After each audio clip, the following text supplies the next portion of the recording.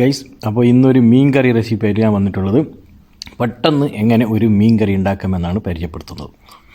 ആദ്യം നല്ലപോലെ മീൻ കഴുകിയെടുത്തിട്ടുണ്ട്. അതിനുശേഷം സവാള, തക്കാളി, പച്ചമുളക്, വെളുത്തുള്ളി. ആദ്യം ഒരു പാത്രം വെച്ചിട്ടുണ്ട്, അതിലേക്ക് ഓയിൽ ചേർത്ത് കൊടുക്കാം. എന്നിട്ട് സവാള ചേർത്ത് കൊടുക്കുക. സവാള കുറച്ച് വാടി വന്നതിന് ശേഷം തക്കാളി ചേർത്ത് കൊടുക്കാം. അതിനുശേഷം 2 അല്ലി വെളുത്തുള്ളി ചേർത്ത് കൊടുക്കുന്നുണ്ട്.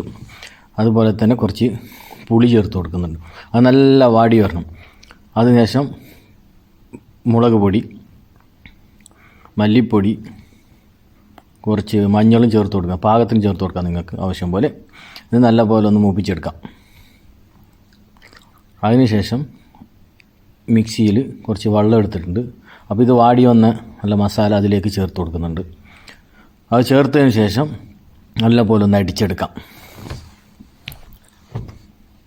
നല്ല അടിച്ചെടുത്തതിന് ശേഷം അതേ പാത്രത്തിലേക്ക്, മസാല റെഡിയാക്കിയ പാത്രത്തിലേക്ക് ചേർത്ത് കൊടുക്കുന്നത്. അതിനുശേഷം ഉപ്പ് പാകത്തിന് ചേർത്ത് കൊടുക്കാം. പിന്നെ ഞാൻ ഫിഷ് മസാലയാണ് ചേർത്ത് കൊടുക്കുന്നത്. പിന്നെ കറിവേപ്പിലവും പച്ചമുളക് ചേർത്ത് കൊടുക്കുന്നുണ്ട്.